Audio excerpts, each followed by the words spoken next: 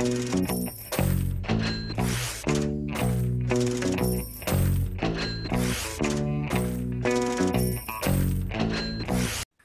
with a Melbourne preview. We've got our Melbourne Pro Aaron and our Everywhere Pro Gord to talk about Geelong tomorrow. Now, I can't recall seeing a Geelong Saturday program. Aaron?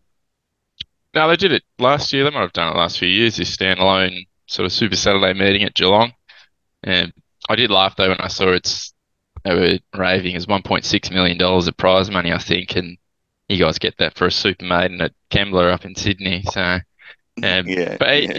it's a brilliant meeting, I think, for a standalone Saturday Geelong. I think it's a crack card. I was just saying to you and Gordon and I were talking about this the other day. It's almost a bit of a grind this time of year when everyone else has got time off and we haven't. But I had a lot of fun doing this card. I think there's some good bets. There's some favourites you want to be with, and there's also some really good value that is still there to be had from the early prices. Right, now, I haven't had much to do with Geelong over the years. Obviously, I've paid the odd bit of attention to the Cup and the Derby trial and that sort of thing. The rail goes back into the True, and admittedly, it was a provincial meeting last time. It was back in the True, and Gord will say, "Well, this is different because it's a Saturday class meeting with Saturday class riders." But I noticed there were 6 leaders and 2 outside leaders last time the rail went back into the True from a wet wide rail the start before. Should I just ignore that? Is that an outlier? How's the track played? No, that was an outlier bias meeting. It's typically pretty fair track. Like the stats will tell you, on pace, inside is slightly advantageous, but as we always say, that's where the best horses typically tend to race. So it's a big track. It races pretty fair. The only thing I'll say is with the sprint races, you've got to get on your bike and find a spot pretty quick because that bend comes up straight away. It's not like a Caulfield or anything like that. That's right. Well, it's on the back straight, isn't it? So the course is shaped exactly like Broadmeadow, or Newcastle as they call it now, and which means the 1,100 metre start, which is 400 metres in from the shoot start of the 1,500, looks like there's about 150 to the turn. Yeah, no, you want to get on your bike and find a spot. All right, Gord, how did you find this monster program at Geelong? Yeah, low confidence meeting for me, just because I'm not as top as with this out wide stuff in Victoria as Aaron is. So look, I found some horses that I had in my black book. Whether they've found the right races or not, I'm not 100% sure. But as we discussed, maybe I'll just get more and more excited, Aaron. Maybe, I don't know. Who knows? Try and perk you up. Is there a jockey that rides? Is there a jockey riding on Saturday that sort of you go, yep, they have a good handle on Geelong, because obviously it's typically a provincial track. So yeah, as you referenced with track bias and pattern, I think you tend to ignore it a little bit because most of these jockeys just haven't ridden at Geelong much over the last 12 months. So you probably just go look for the better ones, I think. Because I'd say one thing there, Aaron, and that is that he's not your favourite. He's not your boyfriend, McNeil, but Jesus Christ, he's got some good rides on the program. I know, I commend him so much, but I'm against him at the moment. Yeah, it wasn't fun. The poster boy remains Damien Lane, surely. Yeah, definitely. And I noticed that Liam Reardon has got a fat record at Geelong, but he's won from 48 in town over the last 2 years. So I guess that can be overridden. All right, race 1, capacity field over the 1,700. The 1,700 starts in a mini shoot after turning out of the straight for the first time. So it's a short run onto the bend, and then they've got if they want to change their positions, it's got the long back straight to sort of do something. We have the unbeaten Fredder at $2.25, Cradle of Life $5.50, Isha at $7, and then it gets very rough. The leader looks to be Talawar, J-Rod 2, perhaps outside the lead. Regal Zeus holds its slow draw. Flamin' Romans pokes through there just underneath the other leader, J-Rod 2. And I've got Isha and Little Jack looking for positions from their wide draws. How's that sound? And what do you make of this, Aaron? Yeah, pretty spot on. Chance J-Rod 2 tries to push forward just from that sticky gate and actually get in front of it, especially given the starting point. There's a couple that want to punch up inside, like Talawar, Flamin' Romans, maybe Regal Zeus, Prince of Cambridge might want to punch up and find a spot as well. this horse went in my black book, Freda, yeah, a year ago off that debut win. That was just phenomenal. The sectionals that it ran was elite, especially first up over the 1500. Horses have come out and won since, and then yeah, just didn't see a notification for a very long time, and it had to have bone chips removed from both knees. And um, going into that first up run at Bendigo, Price was real cagey, saying this horse has got a stack of improvement. Looking at it in the yard, it did, but I still wanted to be with it on the day, and was just far too good. Just blew him away. I don't really see much in this race, and I've had this pegged as, I'd be very surprised in 6 months' time if this horse hasn't won black type over 2000. I just think this has got lengths on the field. It should be able to slot in and find a nice spot. I think the step up to only 100 metres up in trip to the 1700 second up, given the time off, is probably right. The other horse in the race, which has come up really short, but it was the only other one I had a look at, was Cradle of Life, which I'd mentioned on that Moonee Valley preview that I thought it was just a bit of a hidden one that was going to pop up at some stage through the prep, and it was $11 when we did the preview, and it got smashed. It was a favourite for most of Saturday, and then just drifted out slightly late. Was a really big run. It was slow to begin, rattled off really well, but that form line is just a bit meh, and I think this one is going on to real proper stuff. The early price 250 is obviously gone now. It's into about $2 best available, I think. I'd just wait. It'll get back out when markets get closer to 100%. I think it's a really good horse. Looks like an interesting favourite for you to look at, Gord. Yeah, definitely. The thing about it is I'm not seeing good enough lines to stamp it as, say, an odds-on shot or something like that.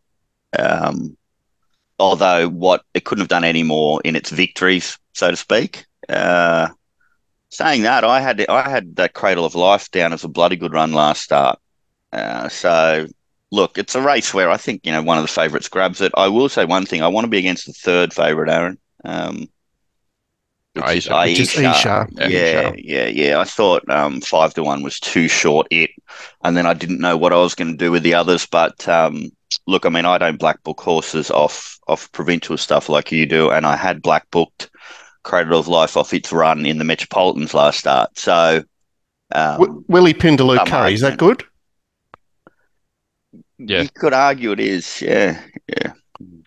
Well, keep your eyes on that. Okay, a 2-year-old race where, unlike some of the Melbourne 2-year-old races, we actually have some high-priced yearlings going around. There's nothing that's had a start since Tarpaulin elected to leave this race, and the $1 million, well, I'll say million, I think it's $1.3 million yearling Trunk is just favourite at $3.20 ahead of Stay Focused at $3.50. Declici Boulevard $7.50, Markdell $8, and I presume, well, we know that the gay bots are always positive out of the gates. It's drawn 5. I mentioned that 1100 metre start before. That's they're right onto a bend, so obviously it's quite easy to hold your position if you just jump. So what are you expecting in terms of map here? Yeah, I expect Jai probably wants to go to the front, Gaybot horse. The way I approach this race is obviously they're all debutants now with Tarpaulin out, was just start from the top and just once jump outs and work down. And I saw Mark Dell's previous jump out blinkers on, and I thought, oh, that's pretty sharp. And then watched its second or its first jump out and saw a horse in Stay Focused, and I went, oh wow, where's that going around? And then scrolled down the page, and it's number 4 in this race. I think the jump outs from it have been super. The first jump out showed it's professional and well educated. Like, it was just camped behind them and then had to switch off heels under its own steam, and then just trucked up to them, gave it a half click and just went past them strong through the line. And then last start in that jump out, pinged, went straight to the front, travelled like a good horse and was really strong through the line.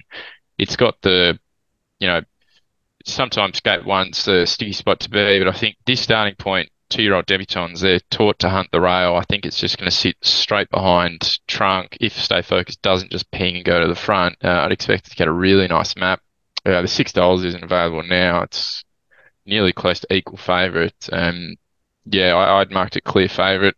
Trunk's an interesting one.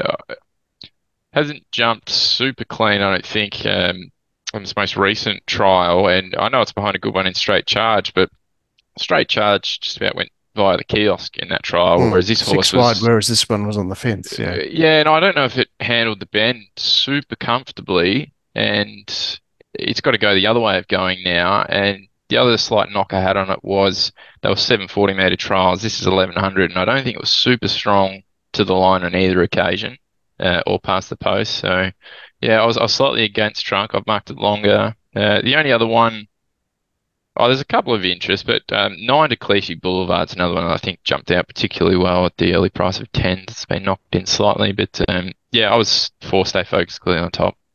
I need to see Simon Zara with like a schnitzel. He's a battler, isn't he? He's turning up here with a well-bred horse. Yeah. Gord, you've actually got trials with Stay Focused, and obviously Mark Dell ran in that trial to line up against the Gaybot. How are you seeing it?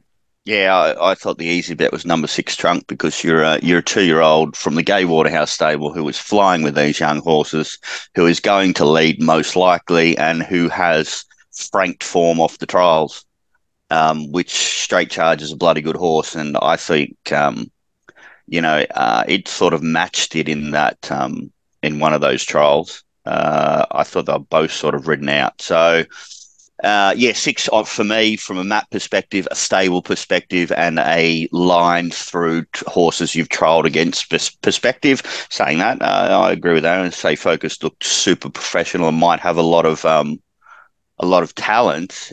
Saying that, for it to be behind leader or 3 back on the fence, I don't think is ideal. Like the Gay horse will be strong late. I half disagree with Aaron about the strength through the line. Yeah, it was ridden out, but they put a massive margin on some of the other horses in that race, and Straight Charge was ridden out and it's proven to be strong as well. So I thought they were similar sort of strength through the line. And another thing too, guys, there, although you could take Aaron's argument that it wasn't as strong through the line as you like, but have a look past the post. It's still going past the post quite strongly. So I was less negative on that strength through the line as Aaron was. So yeah, look, I'm 6 from 4, one of the 2 wins. But I'm definitely going to be backing number 6. All right, let's move to something more opaque, which is race 3, benchmark 70, 80K race. Looks to be a lot of speed here, and the market reads LEU at $4.80, CS7 at $6.50, Shack Attack $8.50, and then you hit double figures with Rumbled Again, Turbo, and Zoo Sensation, little between them at current prices. LEU is looking for the lead. It's got Green Hill Prince underneath it and Romer's Wish outside it, and then you've got Pesky Bits, Zoo Sensation, Palenko in 1 and 3, My Mate Sunny in 6, and Kayukushin. Sorry, I mucked that up there. It's poking around. You've got No Drama and Bullet Wing out wide to look posted. It's 1400s. It's about 400 metres the turn, but it does look like a pressure race, Aaron. Yeah, that's the speed, and they'll have to go to the front with LU, I think, just right like the best horse in the race. Yeah, he'll be positive. This is another one that I chucked in the black book off its first prep, LU, from its debut when it was stuck there wide. And then when it came back, I was really expecting it to just win at Pakenham and only just miss. And Chin got off and said didn't really travel particularly well. Maybe just give it a little let up. And they had a few weeks off, went to Geelong, just went straight to the front, was strong. That's that day. That's that day we were talking about earlier, isn't it? Yeah, that exactly. 6 leaders, 2 outside leaders. And that's my slight little query with it is leaders on that day, and you're making the jump to benchmark 70 when you've got a couple of horses up the top at least double the price that are clearly proven at this class, that are race fit and have also had a win at the track. And that's number 1 Turbo, which there's a couple of these through the day that I mentioned on the Moonee Valley preview, might have been a couple of weeks ago now, that were just super stiff that day. Nothing went right for them, and Turbo was one of them. If you go back and watch that run, it was really travelling before the bend and got completely poleaxed. Horse nearly fell. Personally, I would have just pulled the horse out of the race, and he decided to pull it to the outside, and it actually still finished off and beat a few of them home. All the same reasons that I made leading into that run. It's probably going to be at peak now. Fitness third up and has got the track wins on the board, and it's not going to be a part of this hectic speed battle. I expect it to sort of tuck in and find a reasonably nice spot, running line. And the other horse, so yeah, what's that? Around the $11 mark. And the other one, which is about $15, is a 7 Polanco, which is clearly proven at this class. You know, you got form behind Place of Gold, Shock 'em Over, Belt Hill. And then last start I thought was probably the run of the prep. It got shuffled back to pretty much last. He was held up for a significant portion of the race, and sometimes they're overplayed when they're held up and they don't get out. Well, this one actually held up and got out late and really motored to the line, and we're getting the same price that we got last start about a horse in the same class of race, and when it probably should have gone close to, you know, half a length off. I might be looking at the fact that it's 8 and it's had 52 starts, but it does seem to be in career best form.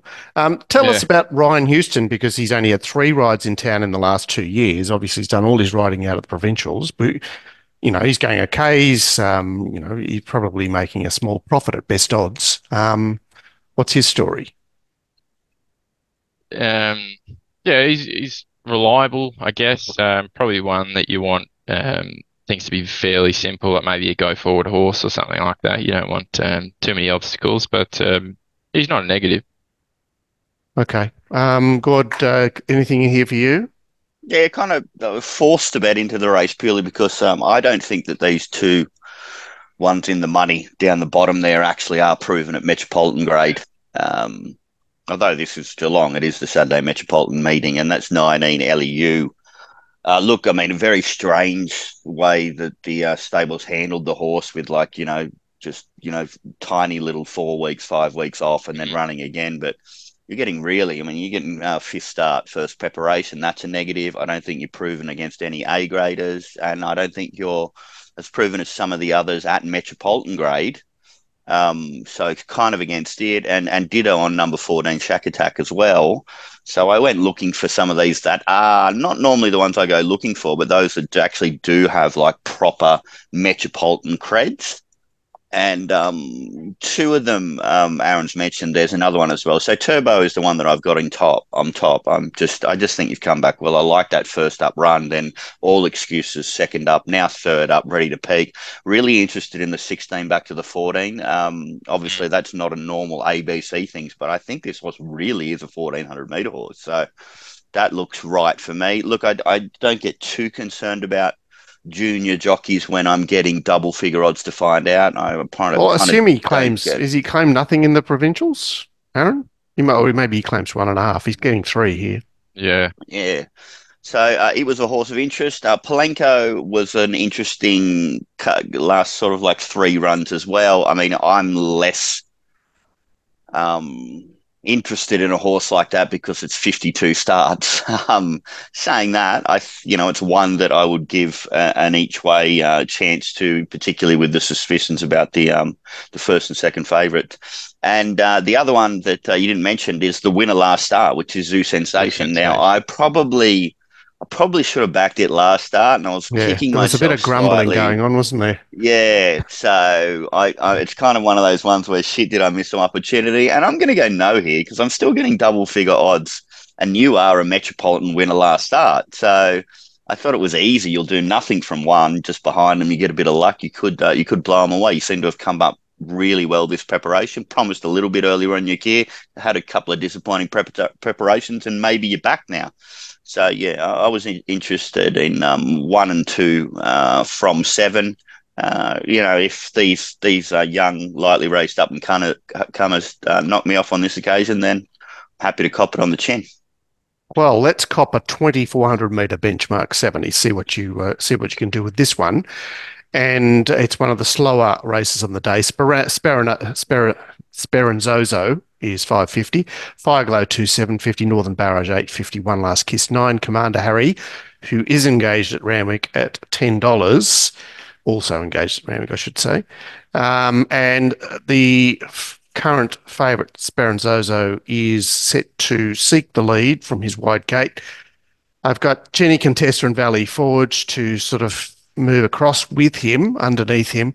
Commander Harry and My Brother's Keeper sort of holding their 1 and 2 spots. Is it an easy lead? It looks an easy lead for this horse, Aaron.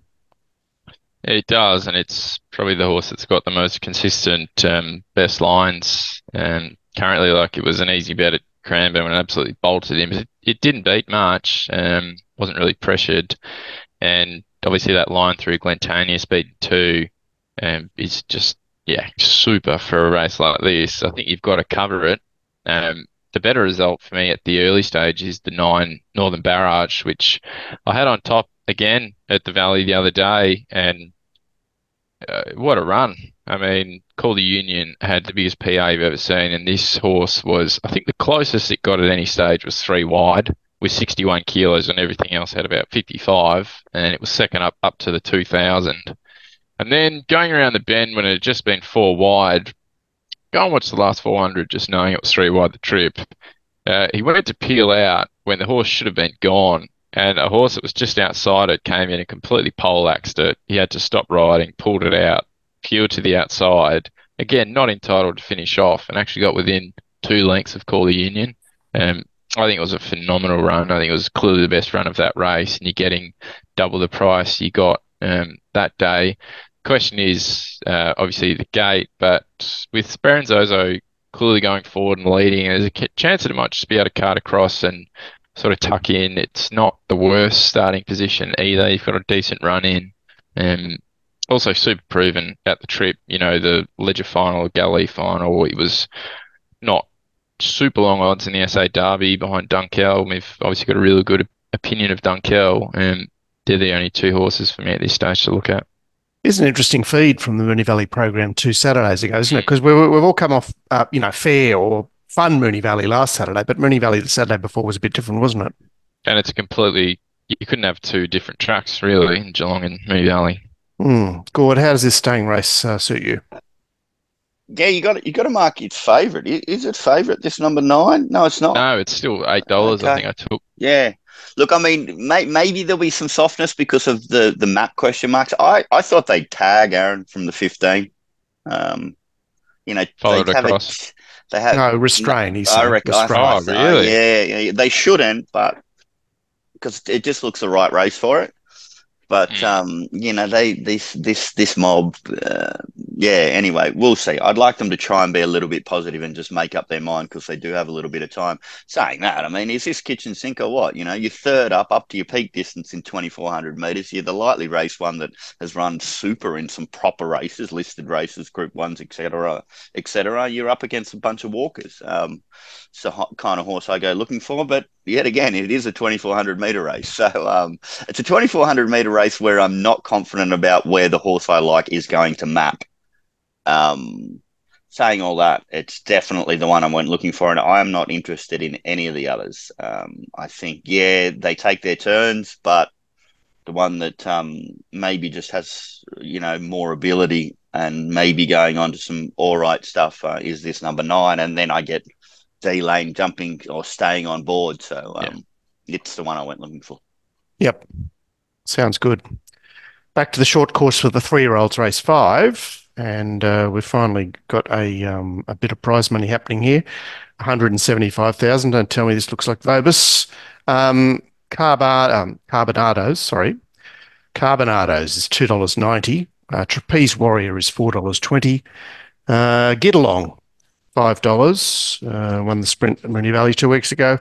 Out to Let's Get Down at $11. I have, I had Fast Pace, but Mintuli has come out.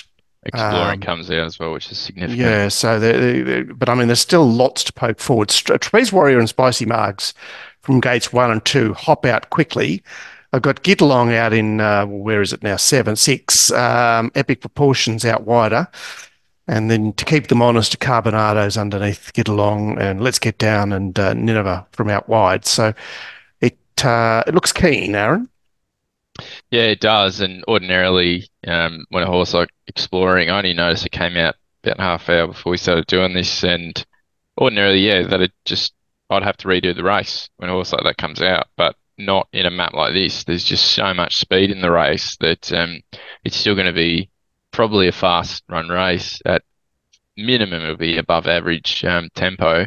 Yeah, it's obviously there's two really interesting runners in this race. Like Geelong was an interesting runner going into the Valley last start, coming off a strange run, sort of standard to the 6, looked gone, and then came home quick at Warwick Farm, and then last start at the Valley, very difficult to assess. I mean, it ended up being a 4-horse race, and I'd argue it's probably a 2.5-horse race. I mean, Dark Halo jumped out and concussed itself. You can completely forget it went around, and then you only leave yourself with Our Crackle and Rosie, which was outclassed, and Lynx, which was first up with improvement to come, that also missed a start. So there's still a question So it's a mark bit of a for me with non-event, that's what Geelong. you're saying. Yeah, there's still 2 question marks for me with Geelong. I do think the step up to 1100 is going to help, but not sure it's going to lead from that gate. And yeah, it's a skinny price to be taken for a question mark horse. And saying that, there's also question marks for me about the 7 in the favourite. Well, so jump outs. All I've got in my form guide is a New Plymouth win, which is Yeah, there were jump provincial outs. over there. Yeah. On a heavy 11. So tell us. Well, Enlighten us. it was a bottomless track, and watching the replay back, it sounds like the trainer tipped it to everyone on planet Earth, and had a real opinion of it, and obviously sent it straight over here. The jump outs were jump outs of a good horse, but I can never get involved in this price range with a horse that's having first out in the country, and there's a couple that I think have some ability, whether they're coming off flat start failures or coming off good runs. I can't get it into the 250 range. Like Lynx, I can't get to the discrepancy in price between Geelong and Lynx that missed a start, was open to improvement from first up. I think it's also one that's going to sit just off the speed, and a fussy run race, it's going to improve, and it was $26 versus Geelong's 5. But the one I've marked on top is Trapeze Warrior.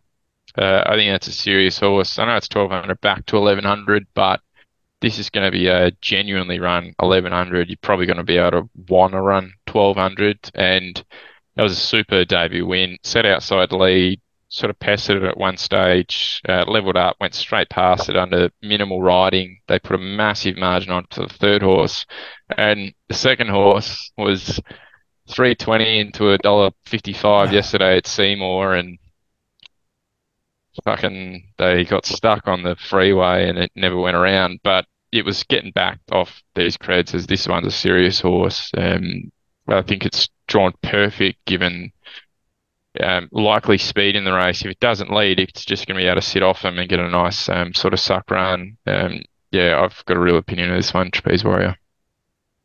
Good. Lightly raced 3-year-olds here. What are you doing? Yeah, it's interesting. Kind of disappointing the way this field's set up, because there's a lot of horses here that I wanted to back next start, and they've kind of found the same races. Look, the whispers are saying to me that 7 is the real deal, and I saw no evidence of the jump outs that it wasn't. Looked like a beautiful striding type to me. I love the jump outs. Yeah, they were good. So map options from 6, I can't get rid of it. Trapeze Warrior is a scary horse, but I'm just not 100% sure about some of those late sectionals there.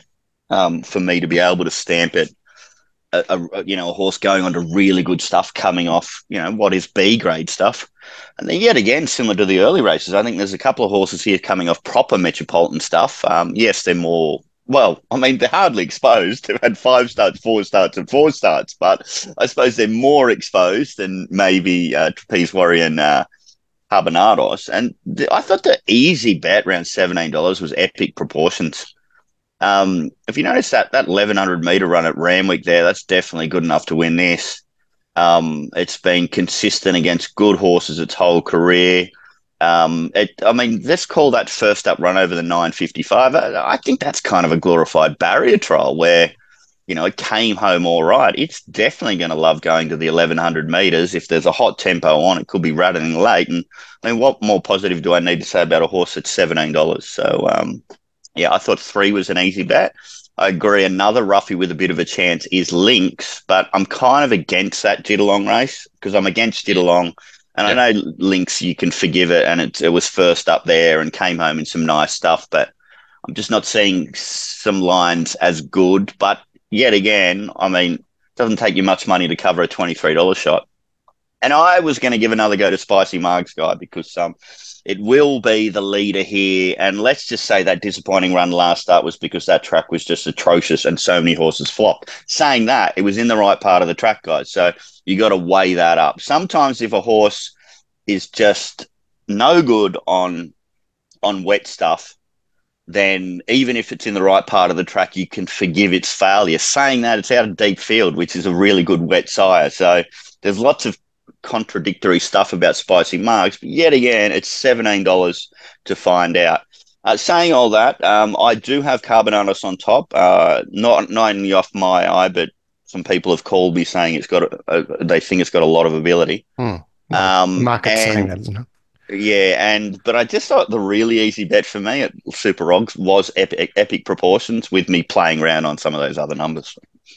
Yeah, could be interestingly run because I see that Let's Get Down's got the blinkers on as well. It's bitter speed in the race, and it could bring some of those wide out. Obviously, Geelong's trying to get across as well. Well, I guess watch the scratchings as well because when they're lightly raced, that they tend to go and looking for other races if they don't get what they want from the map. All right, in the back half of the program, we've now got two successive races worth 100K. In fact, I don't know what that's about, but we've got an AU4, 4-year-old and up. Ray Magnero, not seen since the Flemington Carnival, $2.50. Rich Fortune is $5, Sebenak 9, 12s and longer the rest.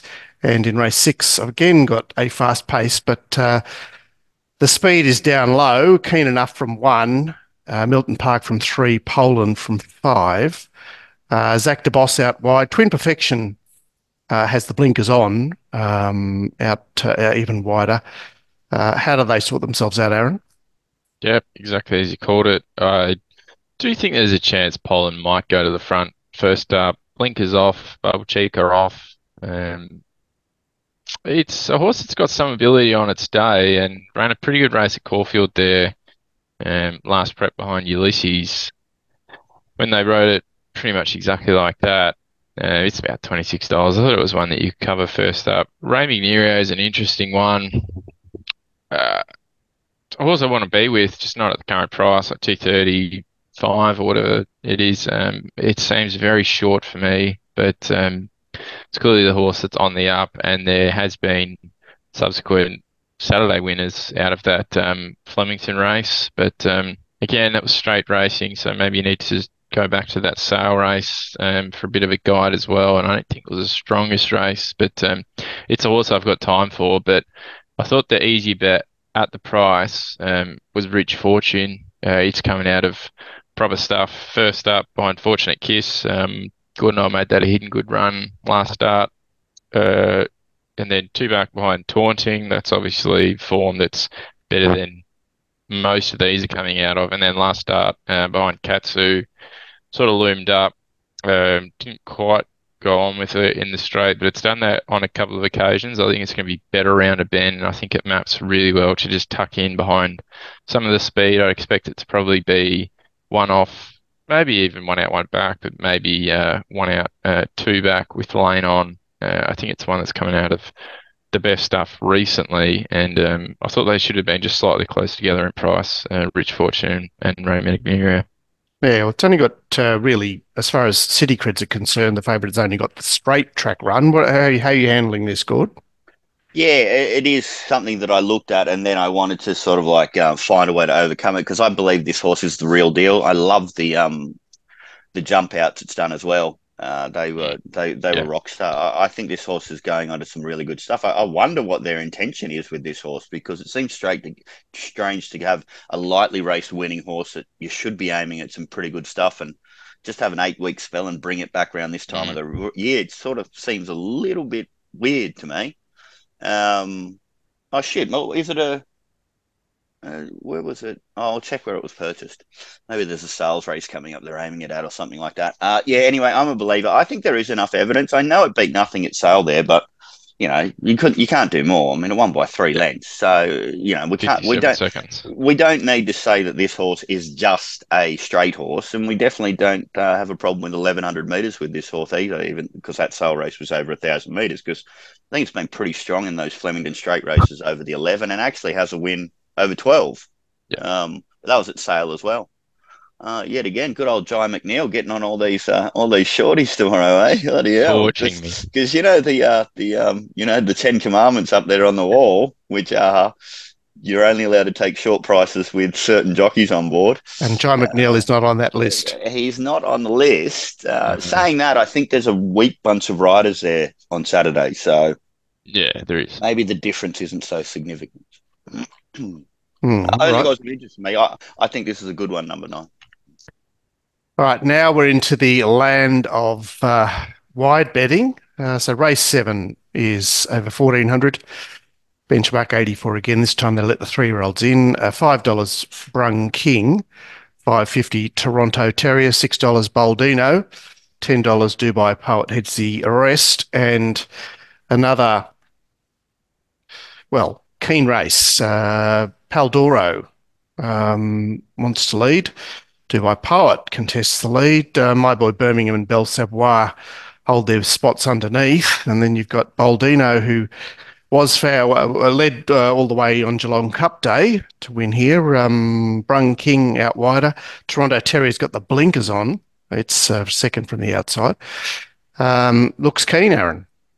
Does look keen. It's going to be very interesting to see how they sort themselves out. You might not want your tickets on a couple of these after the first 200. It's most of the speed is drawn inside, but there is interest on a couple others. I don't think they necessarily want to go to the front on Baldino, Brung King, Toronto Terrier, but they just want to be sort of in that first. It seems like they might not have any option to go to the front.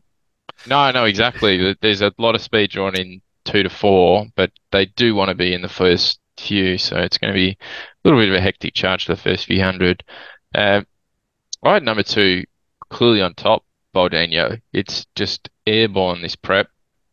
No issues with the 1,400 because it's won comfortably over the 1,300. Last start, it was at the 1,200. That was a really fastly run race with Jungle Jim kicking up and leading with barrier 1 advantage. Jungle Jim sort of dropped out the last 200, got beat 3 or so. This horse gave it windburn, went straight past it, and Jungle Jim backed up last weekend and only got nabbed in the last sort of 50 metres, and Kin was also in that race, which rattled off really well. So even just that last start form line holds up. But if you go through, its last 6 starts, it's pretty reliable. It is T-Bull on from gate 8, but I think it's clearly the best horse in the race coming off the last start. Best figures. It's the one I went looking for. Cool. Anything for you here? Baldino is flying. Got a slight question mark about the 1,400 metres and the position it gets on the map. And T-Bull, the jockey. So there's enough questions for me not to get involved at 5 to 1. Saying that, you've got to be really careful being against horses that are dead set flying. Look, the one I was going to go is this Toronto Terrier. I got question marks about the map, but I suppose with the map, maybe you just follow Dubai Poet and you just hope you can slot him behind. Maybe I'm dreaming. There's maybe 25% chance that happens, which means there's a possibility it could be 1 out, 1 back, or 1 out, 2 back, maybe.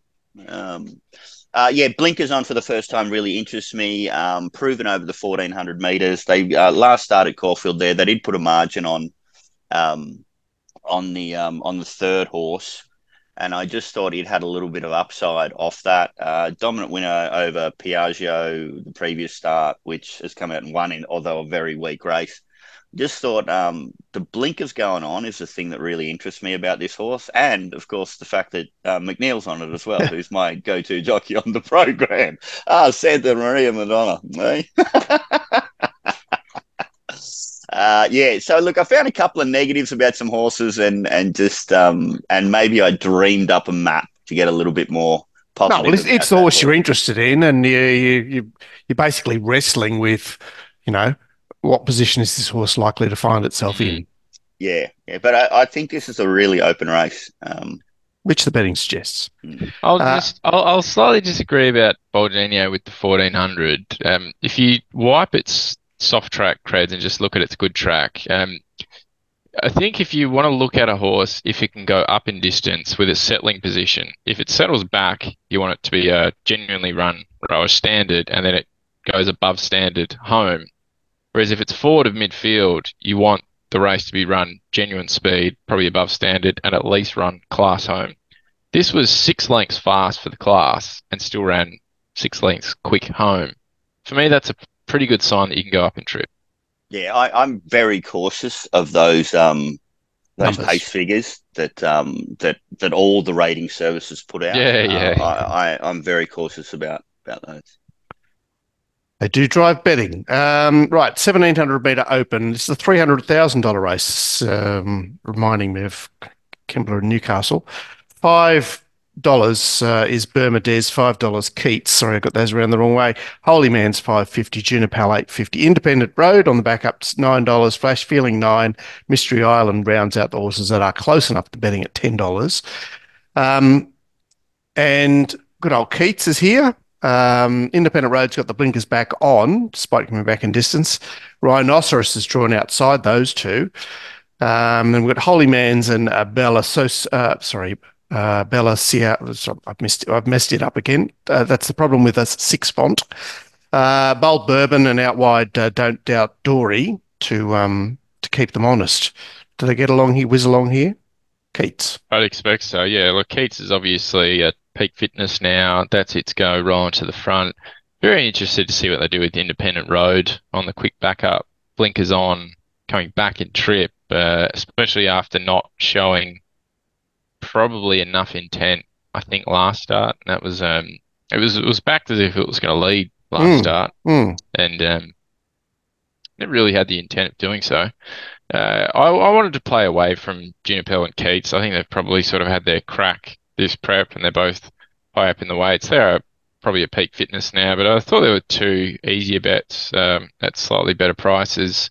The 8 Flash Feeling, I don't think we even mentioned it on the Mooney Valley preview the other week, but it ended up going out on top in our best result in the race because it just came back phenomenal. And I think it's in for a really good prep. And you could probably have easily brushed it, not mentioning it on the preview, for being 4 starts, first up for no placings. But if you go back and look at them, they're pretty handy runs. And what it did last prep, you know, the Flash Flood, Young Werther lines, they're really strong. And yeah, it looked phenomenal from yard, and it won exceptionally flashing late. I think, again, down in the weights, I think it maps reasonably well off a hot tempo to sort of do something fairly similar. And again, something that might do something similar. Yeah, we've got Jai on. Bermudez, which just completely didn't come up last prep. So some of the good track stats, slightly a bit of a myth, I think. It's come back. Pretty good horse this prep. It's run into Passero both times, but again, I think that Passero line's pretty bloody good. And both starts, it's really flashed late and looks to sort of peak third up. It was second up to 1,400, staying at the same distance, whereas now it's third up going to 17 with a nice map down in the weights. And that were the two easy ones to look for me. Exposed horses here, Gord. How are you approaching this? Yeah, it's just easy, and that is number 4. Bermudez should be favourite. It's got map options from 4. Could be, well, let's say that there's not much difference in the talent of all these horses, but I mean, you've got a beautiful map. You've got really down in the weights. You've got 2 runs this preparation that are the sign the horse is with us. You always got to be a little bit more cautious when they get to old 7-year-olds like this horse, but man, I love that run last start. I thought that was really good. So you're 14, 14, 17. That looks absolute kitchen sink to me. You're up to a more pettish distance. You get a lovely map and you get options. A lot of these either I think don't have a lot of ability or are on the way down. The 2 runs of this horse, this preparation suggests to me that it's in some of its best form. So I thought it was super easy to find number 4 on top. Okay, well, let's get to the feature, which has been pinched from the Geelong Cup Day. That's the Black Caviar, 4 mares, and we have just Wave Rider Boy is still in at Randwick. Varvia is $3.80. Wave Rider Boy second pick at $7. Eternal Flame 8, and Danny St. Darcy is 11. And it's a kind of magic. I've got surging forward. Valancourt out wider has got the blinkers back on, so that looks significant in terms of thrusting forward. And then Starlight Valley down on the inside. Holly Lolly, It's My Turn out wider, and Little Miss, whatever her name is, I've crossed out her name. Little Miss Gutsa has a little bit of speed out wide. So favourites drawn middle here, Aaron. Where do you expect it to find itself? Yeah, midfield one off from that gate. A lot of speed drawn outside.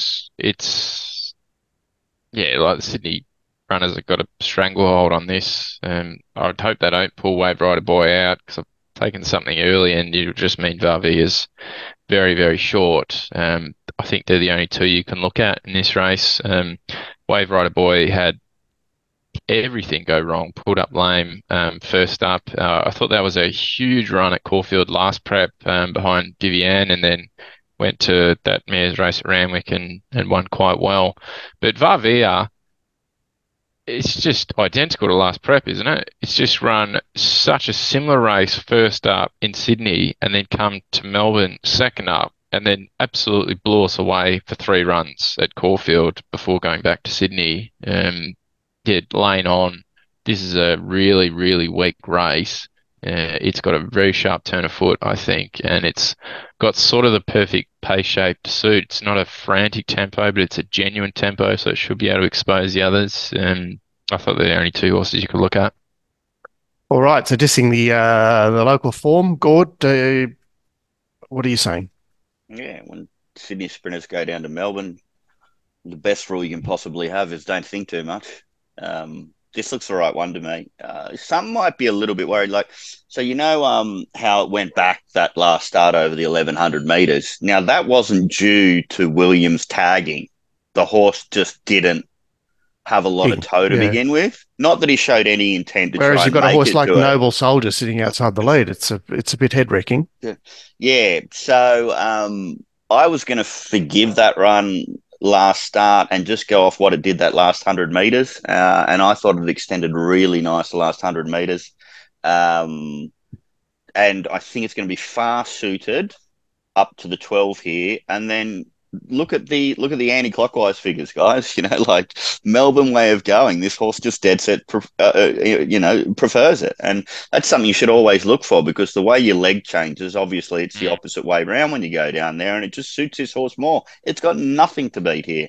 Obviously, I want Wave Rider Boy to start so that I get a better odds about Varvia. You wanted to start because you've taken over. The 10. Yeah. Look, it's a slightly scary proposition to be taking such a short price when there was a couple of little bit negatives about that first up run, but this is the right race for it. Go-to jockey for the blue colours. Yeah. There is nothing in this race, guys. There is nothing in this race. And this is absolute perfect setup. Which is crazy, isn't it? Because you don't find too much black type around for mares down here at this time of year. So... but maybe they all are all desperados. Maybe there's too much black type around for mares, and the better ones can just pick and choose. Yeah. That's true. Right, the nightcap is, so we're back to a 70 for fillies and mares, so that's effectively a 66. Worth 100,000. Sisterhood is $5. Yellow Sam $5. Running by Dual Acceptor and at Randwick $5.50. Fire of Etna is $7. And we're back to some keen beans here. So out wide, I've got Sisterhood and Miss Jenny Lynn, Moore Mum from the widest, and then I've got 7 bits of speed, Barriers 1 and 2, Walk of Fame and Yellow Sam, Cheval Chic, Fire of Etna, Flower Moon, Hamlet, and the Marge Factor. They all, they're all keen out of the gates. They all have a bit of speed. So how do they sort themselves out here, Aaron? And is this a bit keen? A very difficult one to map. Pretty much everything wants to go forward. I think the only ones that don't are probably Running By in Frenchman's Bay. I do think Yellow Sam will sort of just sit just slightly off them. I don't think it's going to punch up and be a part of the first couple, I think it might be a little bit frantic early. I think the market's got it spot on. There's only 3 horses you can look at, and they're all about $5. But I have found a way to sort of work between them. I think 4 Yellow Sam should be favourite. The step up to 14 is perfect. I really liked it last prep. Off that first up run, or the first up win and the second up run at Caulfield at the 1100 behind Vivienne when it was 3 wide, pretty much trip. It really showed a horse that's wanting to get up to the 1400. And then those 2 races behind Nunthorpe, everything went wrong for it. Very slowly run races, or it was trapped wide, or I think that last run before the prep, that it was Frigid or something, that bloody Peter's horse went up and pestered it 3 wide, and it was a run of a horse that was just end of prep. And then last start at the Valley, that was a question mark. We thought it was probably the best horse in the race, but just going to get a really sticky map, and that's basically what beat it. It got held up before the bend. If it doesn't get held up, it clearly wins the race. A second up to 1400 from this gate. I think it's probably going to map better than the other 2 chances in the race. The one running by was next pick, but I think Gordon and I spoke about this. The winning margin is deceiving. It's better than that. But one of the things I really wanted was a senior strong rider to go on, like a Yendel, or, if this horse was out of 6th with Nash on, you'd probably mark it $3. But you're getting T-Bull on from 13. There's some question marks, and you're also saying at the same trip. But it is clearly one of the best horses in the race, and you're going to get the speed on to suit. And the 3 Sisterhood, I don't think the map's going to work out for it. I do think it's a horse that's got ability, but the other 2 are coming out of, Sisterhood was OSL and had to work and powered away from them, but that was a pretty weak race. The other 2 are coming out of pretty much identical runs, but they're proven at this class, whereas it isn't yet and probably doesn't have the best map. So I was Yellow Sam on top from running by, but very limited chances in this race. Lord, what are you doing in the nightcap? I'll have to go and watch that Yellow Sam replay again. It's a horse of interest for me, obviously. Like, I think this horse has ability. Saying that, I think running by is a better horse. I've got the problem with, the 63 kg's got to put the apprentice on, the normal bloody story. Yep. Saying that, it's a dual acceptor at the moment. I kind of think it'll win that race in Sydney. So I'd prefer if it went up to Sydney and make this race just a little bit simpler to analyse. I'm against Sisterhood, and because I actually have to mark this one down the bottom slightly shorter, which is this number 16, Miss Passion. There's a 4.5 kilo turnaround. You're a dominant winner first up. There's no problems. Look, you showed a little bit earlier on in your career. You ran some all right races over 14. You definitely proved over the 14. 2 nice setup runs with the 3 weeks now to go to 14 with the massively down in weight with 54 kgs. I thought I'd far rather back Miss Passion than I would Sisterhood. Saying that, I'm 1 from 4 from 16. But I'm hoping one runs in Sydney. Yeah, to win that race. All right. Well, there are obviously some things to be determined about this program, and if you are a Melbourne Pro subscriber, you will get updated assessments. You will get early assessments, but obviously scratchings could be significant on this card with big fields, and trainers tend to bail out and look for other options. So updated assessments for Geelong will be available, and most importantly, the mounting yard mail will come direct to you in the channel 5 minutes before each Geelong race on Saturday, and you get that for a non-members price of $69 a week, or a members price discounted of $62 a week. So all you have to have is either a silver or gold RacingRant membership, and you'll get that discount. And of course, what you also get from that, units. So it's all obvious for you if you want to do it. Hey, Aaron, you don't want to mention that? Hey? Tell us, Are there any early units in there now? I haven't looked. Are there any suggested plays? I've had enough. These mediocre results getting posted. I'm chiming in. I'm coming in. All right. So tell Yeah. us about it, Aaron. What are you planning to do for this starting this week? No, well, I've had a lot of questions about staking and stuff, which I've tried to avoid a little bit. But yeah, I'm introducing staking plans. So I'll early bets, late bets will all be tracked. I'll chuck a sheet up there. Yeah, everyone's gonna know exactly what each term means when I say massive bet or good bet, small bet, and it will be tracked and chucked in there. And Sounds. are there any to take advantage of the opening markets yet, Aaron? Are there Of any course bets there in is. there? Are there in Yeah, there? yeah. Oh, I haven't even looked. Jesus Christ. Better go, guys. Got to check out what's going on. Where do you get this stuff? Where do you get it? You get it at RacingRant. Now, so just click on that little eye in the top right-hand corner and it'll take you straight to Melbourne Pro subscription if you are not already a subscriber, which you should be. And obviously that will give you access to Aaron's early assessments, late assessments with prescriptive staking plans attached. And of course, the Mounting Yard Mail on Saturday. And because you're hanging around the channel all week, Aaron will just bob in there on Wednesday and say, I've had these couple of bits of sand down today. This is what I like here. So you get more.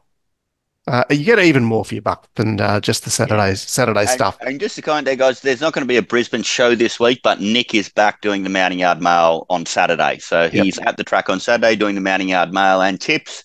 I'll For post the is it the second grass track meeting on the Gold Coast? It's they had a meeting there a few weeks ago just to test it out, but it's the renewal. It's obviously the first of the double with the two meetings, Magic It's Millions. always weird. Remember how confused we were when Caulfield started up again a little while ago, and it was like, oh, we've got to start from scratch again. Bloody hell! Just do like Yeah. me. Treat the grass mean and keep it keen. That's Yeah, all right, dude. well, The grass has to fight for survival. That's why it I stays tell healthy. you, yeah, that's because it's Kikuyu. Yeah. We've been over that before. That's old Yeah. grass, Gord. Yeah. Anyway, Oh, thanks, Dad. Thanks, Dad. anyway, look out for the return of the Sydney preview tomorrow. The Glenster is champing at the bit. He says, I'm just so keen for Friday." Anyway, we'll see him reappear with a preview of Randwick on Saturday. That'll be tomorrow for members. And thanks for watching this Melbourne show. As Gord suggests, there won't be a Brisbane preview this week. It'll be back next week. Thanks for watching, and we'll see you around. See you Thanks, guys. guys.